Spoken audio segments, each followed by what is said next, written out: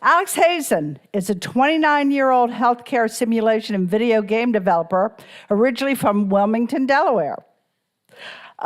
He received his Bachelor's of Science in Game Design and Development from the Rochester Institute of Technology, where he learned how to code and develop software. Today, Alex currently works as a principal software developer on healthcare simulations that help train nurses. He deeply understands the challenges and the opportunities of this new technological era and wants to help shape and create and shape policies that embrace innovation while protecting our youth, our minds, our privacy, and our future. He has spent his entire professional career in Florida. He is running for Congress because he wants to build a future and start a family in Jacksonville. However, the cost of living and the direction of this country have made that dream increasingly harder to reach. Alex believes in bold, progressive policies that make life genuinely more affordable and secure for working people. Please give a warm welcome to candidate for CD5, Alex Hazen. Hello, hello. How's everyone doing tonight? Thank you for having me tonight to speak to St. John's Democratic Club. I really appreciate being able to share my message. So I want to start tonight by having a little bit of a interactive session. So raise your hand if you are tired of Medicare costs going up every couple years when the subsidies expire. Okay, a lot of hands. How many of you are tired of hearing we need more immigration and just want immigration to be fixed? How many of you feel like technology has been changing and that it feels like it's working against you more than for you? If you raise your hand for any of those things, I am probably the candidate for you. Hi there, I'm Alex Hazen, and I'm running for U.S. Congress in Florida's 5th Congressional District. I want to give you a little bit of background, may retread some information here, but I'm originally from Wilmington, Delaware. I got my degree in video game design and development. I also have minors in creative writing, which is really difficult in this era of AI. And the other one is entrepreneurship, which means being able to run a huge campaign very quickly and run as fast as you can. That's a lot of the entrepreneurship knowledge is coming in. And I went to Rochester Institute of Technology, and the first job out of college I got was in Gainesville, Florida, and it was February of 2020, and I had to be in person. Now, for those of you who know what happens in March of 2020, you know that things radically changed and I didn't have to stay in Florida. Well, while in Gainesville, I got to meet my newly fiance, Haley, and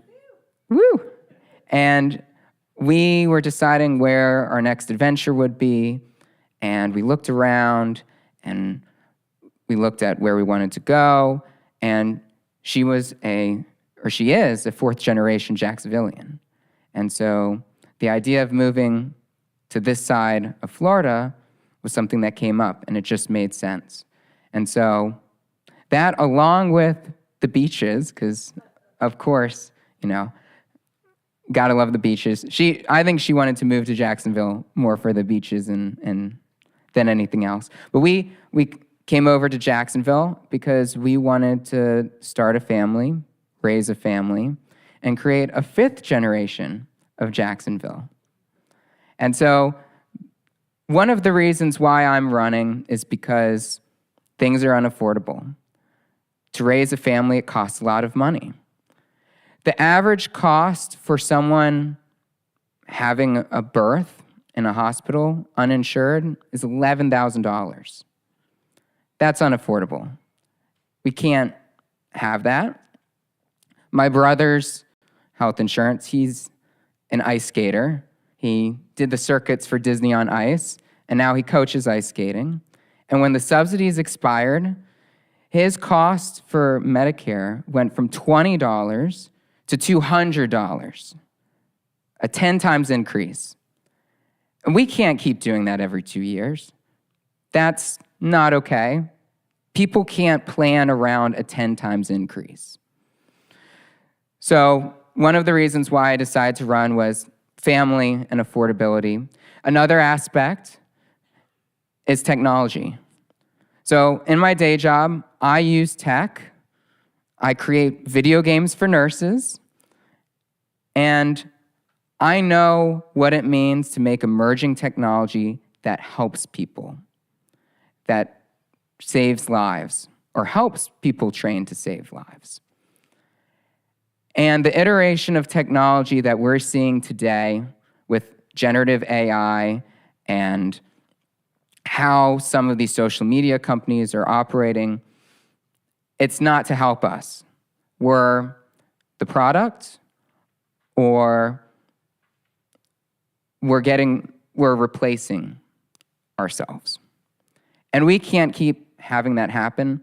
And so before I ran, I looked at the ticket and I said, would I be inspired to come out and vote? And there's a lot of people who are around my age who feel very disenfranchised. Maybe because they don't see people saying the right things, have the right messages, or speaking to the future. And I didn't feel like I saw that. I wanted to see something different. And so I said, I want to see more young people who understand technology in Congress. And so I decided that I was going to throw my hat in the ring and run. And so our policy, our platform is people first and future forward. I'm not running on just platitudes or promises. I'm running on policy ideas. And we're not going to stay stuck in bashing the other side. It's important that we point out the other side and what they're doing. So I usually take either 1 or 2 sentences when I talk about what the other side's doing, and then I move on, because the future isn't about them. The future is about us. So I'm running to unseat John Rutherford. Yes. Every time I say his name, I feel like I get a response that's very interesting, almost like Harry Potter, where you hear Voldemort and they're like, ah. But we're running to unseat John Rutherford, former sheriff. He's on the DHS oversight committee. So he's supposed to rein in ICE. Look how that's going. He also, if you've been tuning into the news, there was a death in the shipyards in Jacksonville the other day, and the company that is a part of that gets funding, John Rutherford gets funding from them, and they don't have safe conditions, and they just laid off a ton of people too.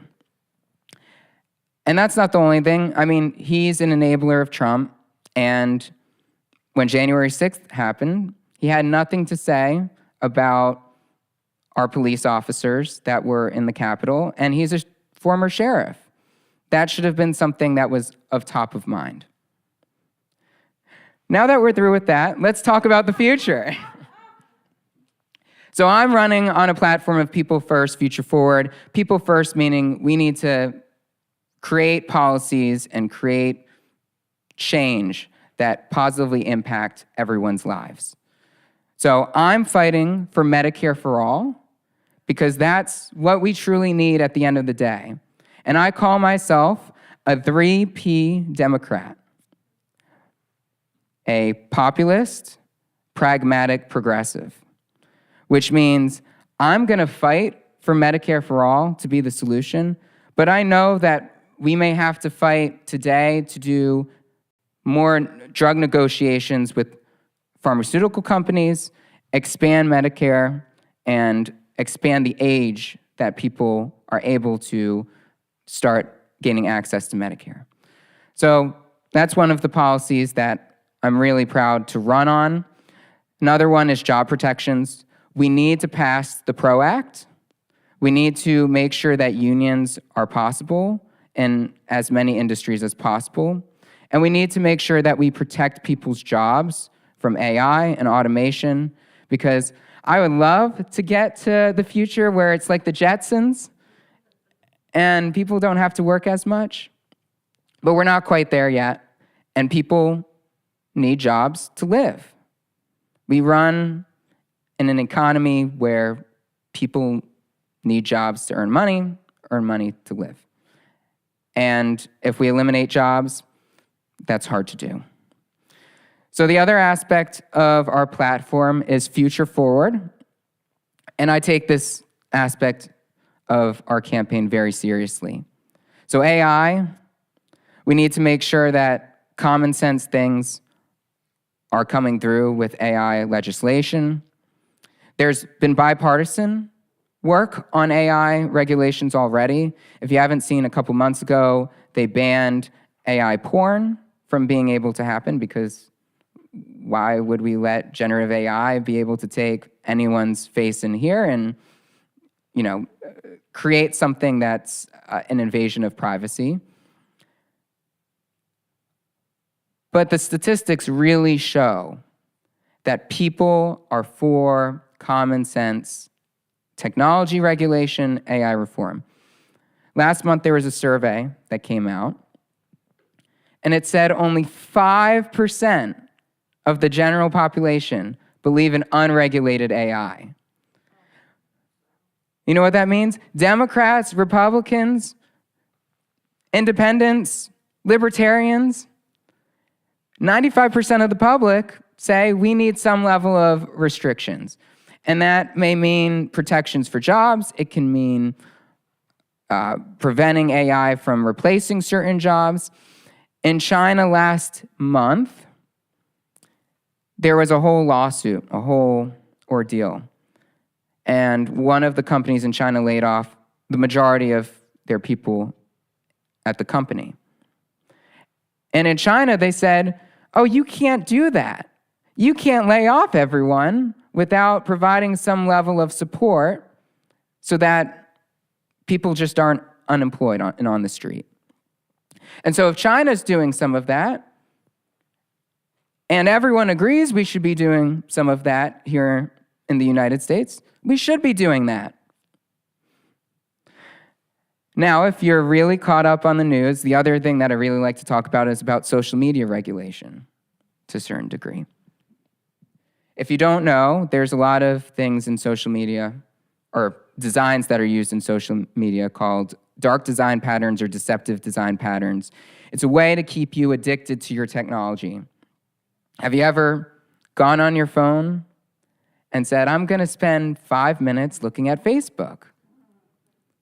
And then it turns into 2 hours. And then you realize, how many friends have I seen while scrolling? Didn't used to be that way.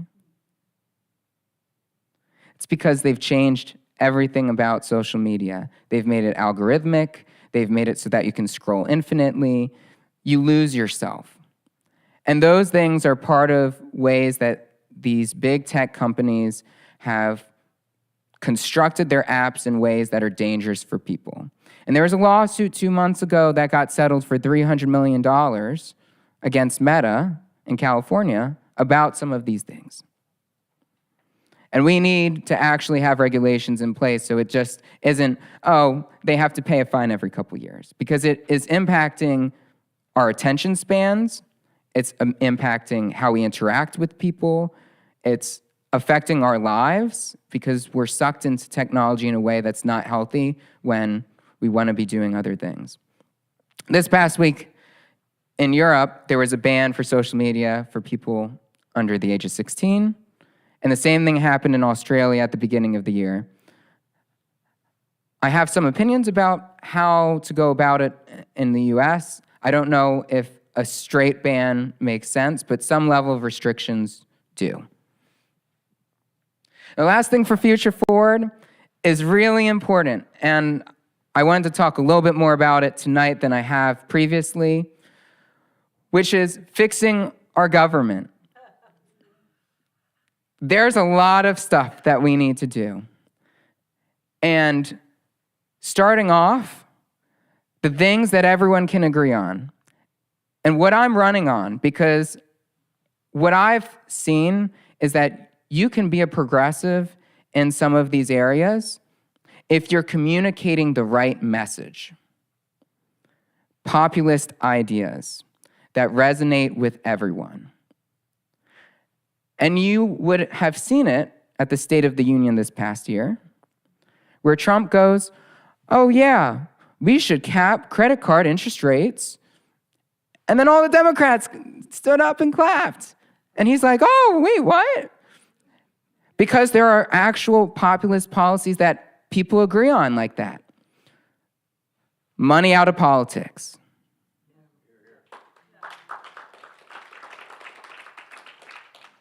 Term limits. And we've already talked about this one, but tech regulation, everyone agrees that those three things are, it cross-cuts. I lost my train of thought there for a second. I got so invested in the future forward. Yes. So we need to change some things about government like that. A big thing is judicial reform. Not a lot of people are talking about it. There needs to be some serious changes. We need to make sure that the court can't be stacked, that when people stop serving on the Supreme Court, that when that happens, that there's a nonpartisan way to assign a new Supreme Court justice. I believe it should be a random selection from federal judges so that you can't stack the court. I also think we need term limits as well for Supreme Court justices. And I also think that no president should be able to appoint 4 to 5 judges on the Supreme Court as well. And so this is one of many of my policies on my website about changing how the Supreme Court works. We need people who are running for US Congress that have real policies that tackle how we're going to change this. We can't keep running on platitudes. We can't keep running on promises. We have to run on policy. Now, I want to tell you why our campaign is the one to win the general. People my age, people who are dissatisfied with politics, want to see something new, something exciting, something different. They don't want to see the same old politicians. They want to see something new. I'm proud to say that we got 2 endorsements today. One from 50501 Northeast Florida.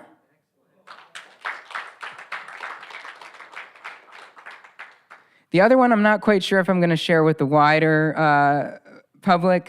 We also got endorsed by Florida for Bernie, so a specific organization for people who are excited about Bernie progressives. So people are excited about this campaign because we're saying the right things, we're doing the right things. And we have 6 times more endorsements than the next person running for this seat. Because what we've seen is running on real policy is actually exciting the broader public.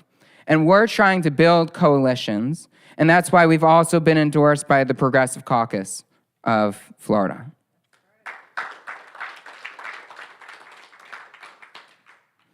And so I really tell people when I'm running is that we really don't want to run a smear campaign. We are really running a campaign with ideas, with policies. And this really resonates with people when I say, I don't want to give everyone here just something to vote against. I want to give everyone here something to vote for. So when you go into the booth on August 18th, I want you to think, I'm going to vote for Medicare for all. I'm going to vote for judicial reform. I'm going to vote for technology regulation. I'm going to vote for job protections. I'm going to vote for a future that we can all believe in and support. I'm Alex Hazen. Thank you for having me. Thank you for giving me the time to speak. And thank you so much for coming and believing that this campaign is something to vote for. I'm going to say 3 things, actually, before I conclude. We need people to come up and step up. And so we're asking the public to do one of three things. So 1, sign up to volunteer for us. We need more people to come out and knock on doors. The second is we need financial support to get through the primary, to get through the general. This district is very hard to win. It's a +11 district. You can't win it without money, and we know that. So if you're not sure about what you want to donate, my suggestion is $73.29, because if you want to vote out an out-of-touch 73-year-old sheriff, you got to put in a 29-year-old in touch with technology simulation developer. And the last is to follow us on social media. We're having events and updates, and we want to keep you in the loop about what we're doing, how we're getting involved, how we're talking to constituents, and we'll be canvassing all around, so we want to have you included in that. So with that being said, August 18th, don't forget to vote, and make sure you're voting for something. Thank you. Questions? People who have questions, please put them on 3x5 cards. Teresa's passing them out. Here, I'll give you mine. Or I could give it to Alex.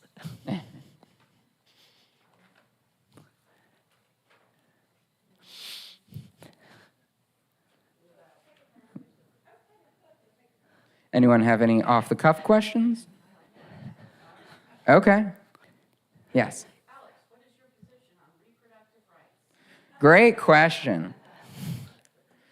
So, for those of you who don't know, my background, I'm Jewish, and in the Jewish religion, the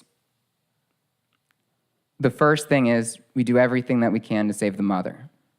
And so I am very pro women get to choose, and I'm unapologetic about it. I don't have any reservations about that. Women deserve the right to be able to choose whether or not to have a baby or not. And I would say that this also extends to any other medical-related stuff. The government shouldn't get involved with your medical rights. And it goes the same thing with LGBTQ-related, medical-related stuff. Gender-affirming care is healthcare. The government needs to stay out of it.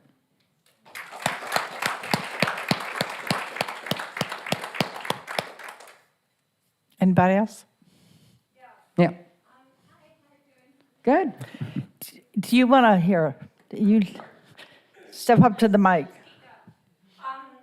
first of all, I'm wondering, what do you think we should do about data centers? Do you have an idea about how to get that in control? Just kind of what are your thoughts to how to handle how crazy things are getting, especially when it comes to water issues and really like serious threats to our water supplies? Yeah, that's a great question. So Bernie Sanders and AOC introduced a bill. Some of you may know it, may not. It was a moratorium, I think, on AI data centers, which means Let's not build any until we know what can happen. Don't think that's going to pass. There's a long road ahead of us with regards to regulation AI data centers. The smartest thing is to require, and I think about this in a different context, not just AI data centers. How many of you remember what the last big technology was that used a lot of electricity from the grid? Nuclear? No, it was Bitcoin mining. Remember, everyone was like, oh my gosh, they're using so much electricity. People are, buying up processors and using that to mine a Bitcoin. Well, it's the same thing with any new emerging technology. There may be a large amount of electricity that's going to get used. And so it doesn't matter if it's AI data centers or if it's Bitcoin mining. We need to have federal laws in place that say if there's a company or an operation that utilizes over a certain threshold of electricity, that they have to produce that electricity to be able to run. They shouldn't be able to just pull it from the grid and everyone else supplement their cost. There's a movement of saying that we shouldn't allow any other AI data centers to be built unless they're green data centers, which means that they're net zero electricity. So that's really important.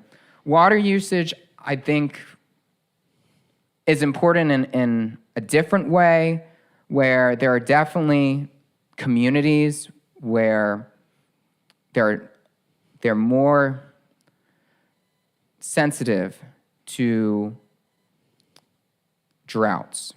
And we need to make sure that AI data centers are built in places that do not have that problem.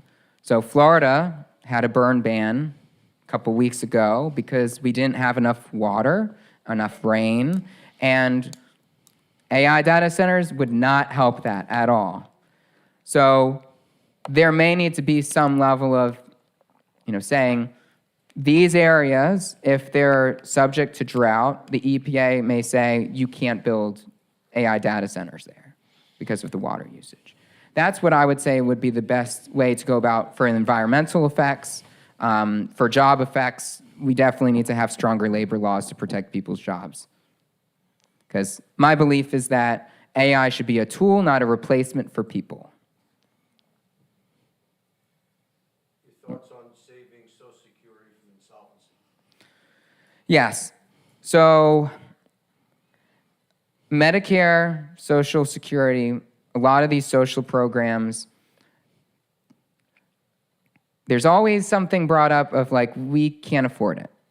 We can't. We also can't afford a war in Iran. We can't afford a lot of different things. And so the argument about us not being able to afford Social Security and Medicare, I don't think is a strong argument currently, but we do need to balance the budget. We do need to, going forward, right, future forward, we need to make sure that we're smart with policies with regards to our deficit. And so my suggestion is to lift the cap on income taxes, to allow,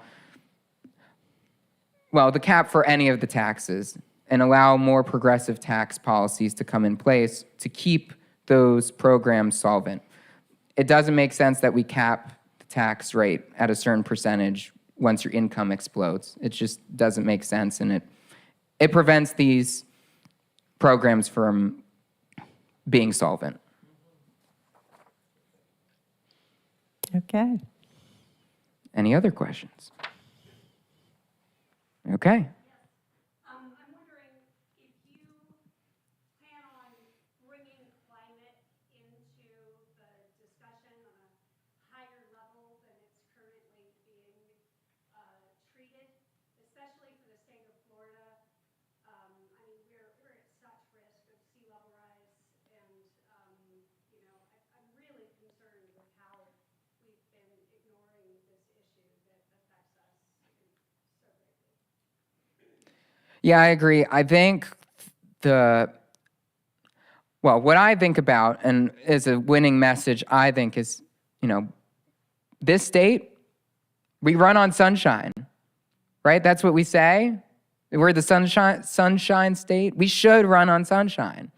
And so I think we can convince people and say, do we really want to live up to the name of our state? Let's do it. Let's create a grid, a electrical grid that runs mostly on solar in this state. We should. And there are always some level of silver linings for certain things that have happened. I don't like the war in Iran. I think it's not great. But I think it opened up a lot of people's eyes to gas prices and how turbulent they can be in times of war. And in some ways, I think the Iran war has pushed a lot of people to think about buying EVs and electrical vehicles again, which for a while, I think people were saying, you know, we don't have the infrastructure, I need a new car, let me get gas. I think that's gonna change even more after what has happened. And when we take back the White House and Congress and the Senate, we can actually put in policies to upgrade our infrastructure, because I think that's the biggest thing. Cars are a big emitter of CO2. A lot of our problems are around that. And I think if we at least get that running really quickly, then a lot of other things can come through. The AI data centers as well, those are the two big things that I think we really need to address from an environmental standpoint.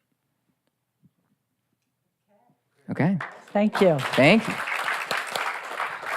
Thank you, Alex. And one last thing, as a thank you for letting us speak, we're gonna give you, Michelle, a limited edition Pride t-shirt that we have printed for this month. And if you're interested in one, feel free to see us outside. Thank you. Yes. All right. Okay. Thank you, Alex. All right.